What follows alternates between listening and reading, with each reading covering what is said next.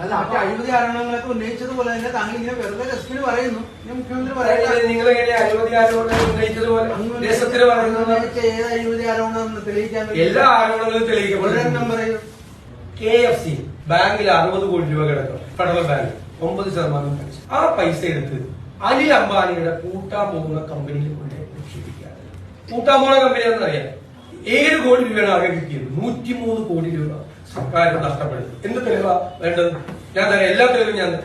ഈ പൈസ കൊണ്ട് അവരെ കൊണ്ട് ഇടുന്ന സമയത്ത് ഇന്ത്യയിലെ ദേശസാൽകൃത ബാങ്കുകൾ, നാഷണലൈസ്ഡ് ബാങ്കുകൾ എല്ലാം കോടതിയെ സമീപിച്ചിരിക്കുകയാണ്. 50,000 കോടി ഇന്ത്യയിലെ നാഷണലൈസ്ഡ് ബാങ്കുകളെ അനിൽ അംബാനി പറ്റിച്ച സമയത്താണ് ഈ സർക്കാരിൽ നിന്ന് 60 കോടി കൊണ്ടുപോയിട്ട് ഈ കൊണ്ടുപോയിട്ട് ആരാ ഉത്തരവാദി? എന്ത് നടപടിയെടുത്തു? ഒരു നടപടി എടുത്തില്ല. ഞങ്ങളുടെ സർക്കാർ അധികാരത്തിൽ വരുമ്പോ ഞങ്ങൾ നടപടി എടുക്കും. പിന്നെ ഏതാരോപണമാണ് തെളിയിക്കും? ഇപ്പൊ മുഖ്യമന്ത്രിയുടെ ഭാഗത്തിനെതിരായിട്ട് ആരോപണം. മുഖ്യമന്ത്രി സത്യത്തിൽ അതിന്റെ ഉത്തരവാദിത്വം ഏറ്റെടുത്ത് രാജിവെക്കേണ്ട ആളല്ലേ. രാജിവെക്കാതെ ഞങ്ങൾക്ക് എന്ത് ചെയ്യാൻ പറ്റും? പാലക്കാട് കൊണ്ടുവന്നല്ലോ ഡിസ്പ്ലറിയും മറ്റു പരിപാടി.